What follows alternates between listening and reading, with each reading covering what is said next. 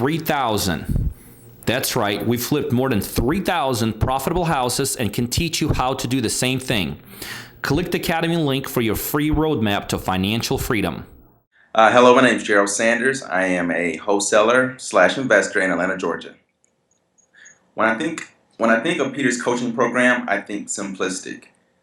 He simply lays out all of the instructions. If you simply follow them, they're ABC 1, 2, 3, and they produce results.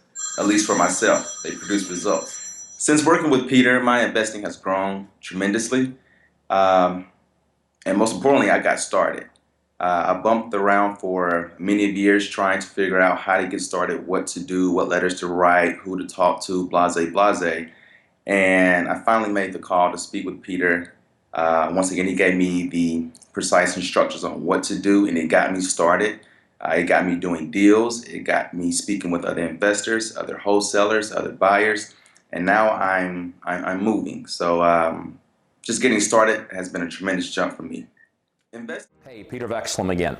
So one of the things I want to talk to you guys about today, something that you, whether you're a brand new investor or you're a more advanced investor, always are faced with, and that is this: do you actually start doing things that you may not know? You know, one of the things we always hear all the time is investors struggling getting into new techniques, getting into new strategies, doing new types of deals. And what they think is preventing them is just the know-how, the lack of knowledge. So what I have here is I just literally gathered 4 of our negotiators that on a daily basis sit by our phones and negotiate deals on our behalf. And I want to prove a point to you that even at our level, sometimes doing as many as 10 deals a week, there's things that we may lack or not be perfect in internally, but we never let those things stop us from doing deals. So let me just kind of go down the row here. And Laura, if you had to evaluate an apartment building or a house, where do you think your strength is? House. House. Okay, we have somebody here brand new. Aaron, do you know anything about apartment buildings? No. Nothing. Okay, nothing. Rather evaluate house, know nothing about apartment buildings.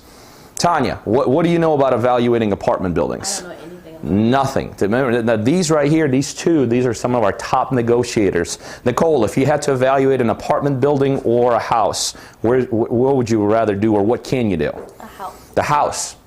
So right here, right in our own area, right in our own offices, almost everyone across the board, and I can go downstairs and talk to our other negotiators, I promise you 10 out of 10 of them will say our strength, or their strength, is evaluating houses.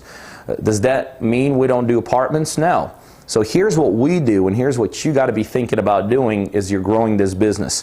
When we have an apartment building that we're working with, what we've done is we've actually set up a relationship with a third-party evaluation source.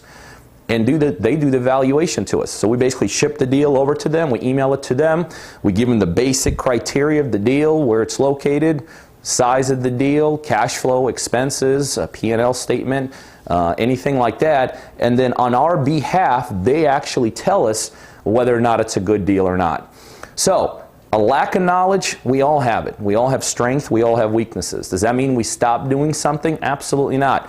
You know, one of the things I always talk about in this business is the ability to leverage.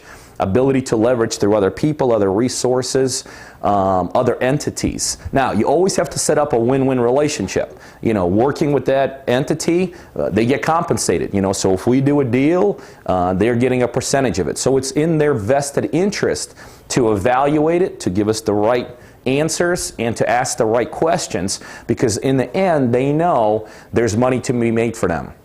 So that's what I want you to be thinking. Don't let a lack of knowledge, definitely don't let a lack of resources or know-how prevent you from doing something in this business. There's always people, there's always resources, there's always opportunities for you to capitalize on almost everything you're doing.